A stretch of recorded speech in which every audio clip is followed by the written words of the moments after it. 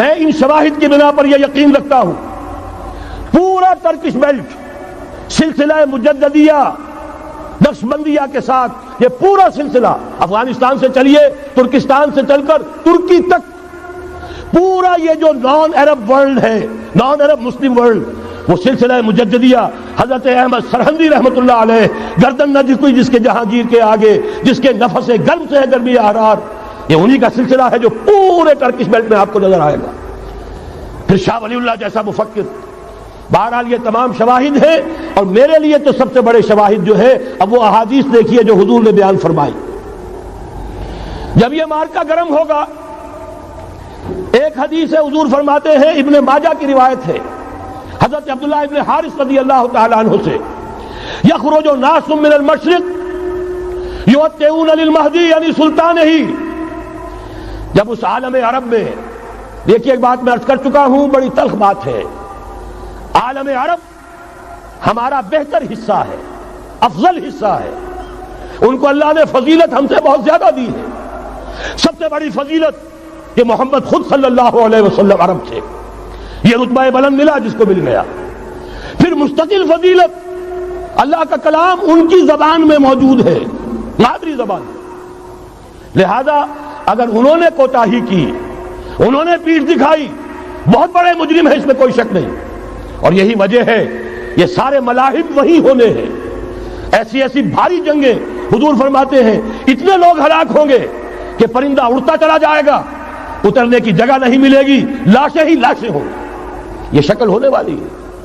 اور میں تو چونکہ ایک مضمون اور کتابچے کی شکل میں بھی شائع ہو چکا ہے جس میں کہ حضور کی اس حدیث کے حوالے سے میری امت پر بھی وہ سب کچھ وارد ہوگا جو سابقہ امت پر ہوا اسی کے حوالے سے عرض کر چکا ہوں.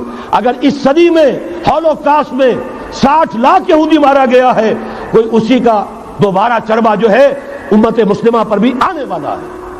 لیکن اس کے بعد پھر ان کے لیے فوجیں جائیں گی مشرق سے. وہاں جو امام ہوں گے جو بھی ان کو لیڈ کر رہے ہوں گے حضرت مہدی. یہ تصور ذہن میں رکھیے ہمارے مابین اور عیسائیوں کے مابین حضرت مسیح کی ذات مشترک اگرچہ ان کا یہ عقیدہ ہے کہ وہ سولی دیے گئے فوت ہو گئے معاذ اللہ ثم معاذ اللہ پھر زندہ ہو کر آسمان پر گئے پھر آئیں گے. ہم کہتے ہیں نہیں وہ سولی دیے ہی نہیں گئے وہ زندہ آسمان پر اٹھائے گئے واپس آئیں گے. گویا کہ بہت حد تک اشتراک ہے لیکن ایک اختلاف بھی ہے. اسی طرح حضرت مہدی کے بارے میں شیعہ اور سنی تصورات میں اتفاق بھی ہے اختلاف بھی ہے. یقیناً امت مسلمہ امت عرب مجھے تو اقبال کا وہ شعر یاد آتا ہے خون اسرائیل آ جاتا ہے آخر جوش میں توڑ دیتا ہے کوئی موسیٰ طلسم سامری. تو کیا خون اسماعیل جوش میں نہیں آئے گا؟ حضرت اسماعیل کی نسل میں حضور اور حضور کی صاحبزادی حضرت فاطمہ رضی اللہ تعالی عنہا. حضور نے فرمایا میری اس بیٹی کی نسل میں اللہ تعالیٰ ایک شخص کو اٹھائے گا جو اس وقت مسلمانوں کی قیادت کرے گا. یہ چیز ہمارے اور اہل تشیع کے مابین مشترک. فرق یہ ہے وہ سمجھتے ہیں کہ ان کے 12ویں امام کہ جو آج سے 1200 برس قبل روپوش ہو گئے تھے وہ ظاہر ہوں گے. ہمارے نزدیک نہیں.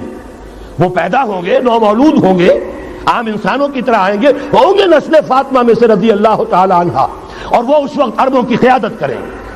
خون اسماعیل آ جائے گا آخر جوش میں اور کوئی حضرت مہدی وہ آئیں گے اور اٹھیں گے اور قیادت کریں گے دجال سے مقابلہ کریں گے اور اس ملاحم کے اندر قیادت فرمائیں گے. لیکن ان کی مدد کے لیے مشرق سے فوجیں آئیں گی. گویا کہ پہلے مشرقی کسی ملک میں یہ نظام قائم ہو چکا ہوگا کوئی ایسی طاقت وجود میں آ چکی ہوگی کہ جب وہاں بھٹی دہکے گی تو وہاں کے مسلمانوں کی امداد مشرقی ممالک سے جائے گی. اور ایک دوسری حدیث میں یہ تو ترمذی کی روایت ہے کتب حدیث میں 3 نمبر پر کتاب یہی ہے صحیح بخاری صحیح مسلم پھر یہ جامع ترمذی.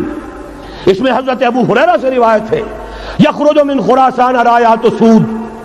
خراسان میں بتا چکا ہوں حضور کے زمانے کا خراسان افغانستان کچھ حصہ پاکستان کا کچھ روسی ترکستان کی آزاد ریاستیں جو ابھی ہوئی ہیں تھوڑا سا حصہ ایران کا یہ خراسان بزرگ یہ اولڈ گریٹر خراسان. یہاں سے فوجیں چلیں گی سیاہ علم برآمد ہوں گے اور کوئی طاقت انہیں روک نہ سکے گی ان کا منہ پھیر نہ سکے گی. یہاں تک کہ وہ ایلیا حضور کے زمانے میں یروشلم کا نام تھا یہاں تک کہ ایلیا میں جا کر نصب ہو جائے. گویا کہ یہ جو ہمارے ہاتھ سے نکلا ہے قبضے سے پہلے بھی عربوں کے ہاتھوں سے نکلا تھا بیت المقدس یروشلم، عرب واپس نہیں لے سکے تھے۔ کرد خون صلاح الدین ایوبی اس نے واپس لیا، عربوں میں دم نہیں رہا تھا، عیاشیوں کی وجہ سے کھوکھلے ہو چکے تھے۔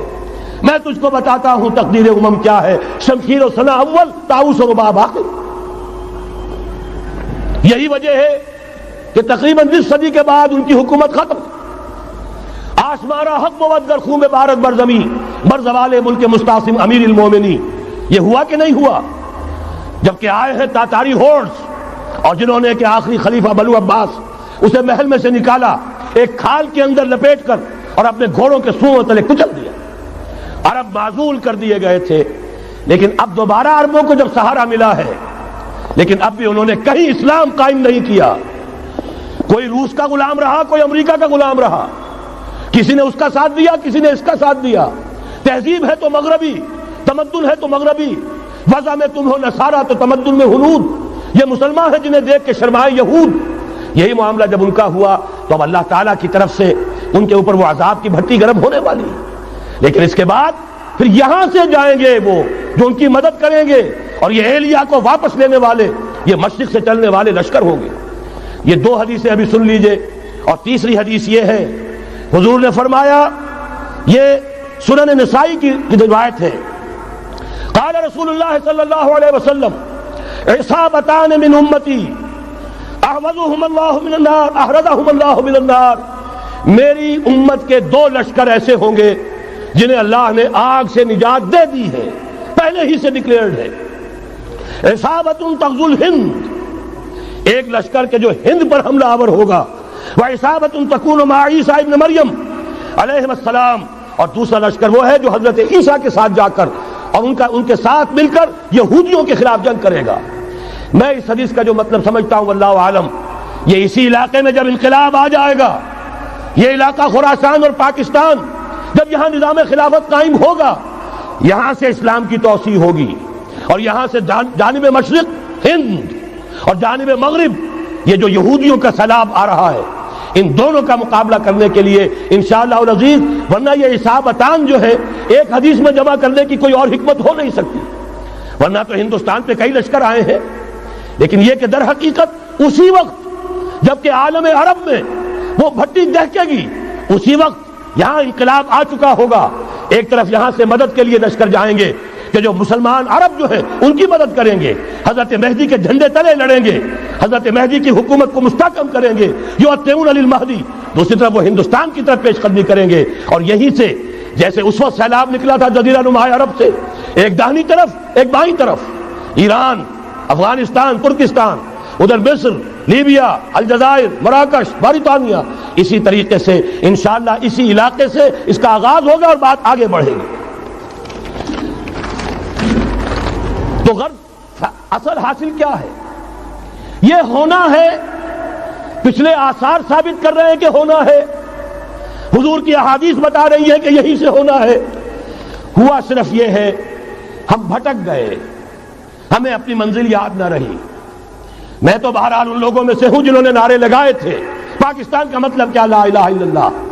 میں سن 46 میں یہاں حبیبیہ ہال میں قائد اعظم نے مسلم اسٹوڈنٹ فیڈریشن کے جس اجلاس کو خطاب کیا تھا، ضلع حصار سے جو 2 ڈیلیگیٹ آئے تھے ان میں سے ایک میں تھا۔ میں نے بہرحال اس تحریک میں بھی حصہ لیا ہے، ایک ننھے کارکن کی حیثیت سے لیا ہے، پھر حالات کو بدلتے اپنے آنکھوں سے دیکھا ہے، ہم کہاں سے کہاں جا پہنچے ہیں۔ ضرورت صرف اس بات کی ہے کہ آج ہمارا حال یہ ہے، ہماری قیادت، ہماری سیاست ان لوگوں کے ہاتھ میں ہے کہ وہ فریب خوردہ شاہی کے پلاح و کرگسوں میں اسے کیا خبر کہ کیا ہے، تب وہ تاب جاویدانہ، ان کی تہذیب مغربی، ان کی ذہنیت مغربی، ان کی وضاقتہ مغربی، ان کا تمدن مغربی، ان کی سوچ مغربی، ان کے سارے اطوار مغربی۔ لہذا در حقیقت ایک تو یہ کہ ان سے چھٹکارا پانا، اور دوسرے یہ کہ در حقیقت مغرب کی تمام طاقتوں کو للکارنے کے لیے اس قوم کے اندر سے جذبہ ایمان، جذبہ جہاد کو برآمد کرنا، یہ 2 کام ہیں جو کرنے ہیں۔ اور اگر ہم یہ کر لیں گے، جیسا کہ میں نے آیت آپ کو سنائی تھی، اللہ کا کوئی وعدہ غیر مشروط نہیں، ایمان اور عمل صالح، ایمان اور جہاد، یہ وعدے پورے کرو گے تو اللہ کا وعدہ بھی پورا ہوگا۔ لیکن ظاہر بات ہے جیسے یہودیوں نے یورپ کو فتح کیا اور آج وہ مغرب یہودیوں ہی کے زیر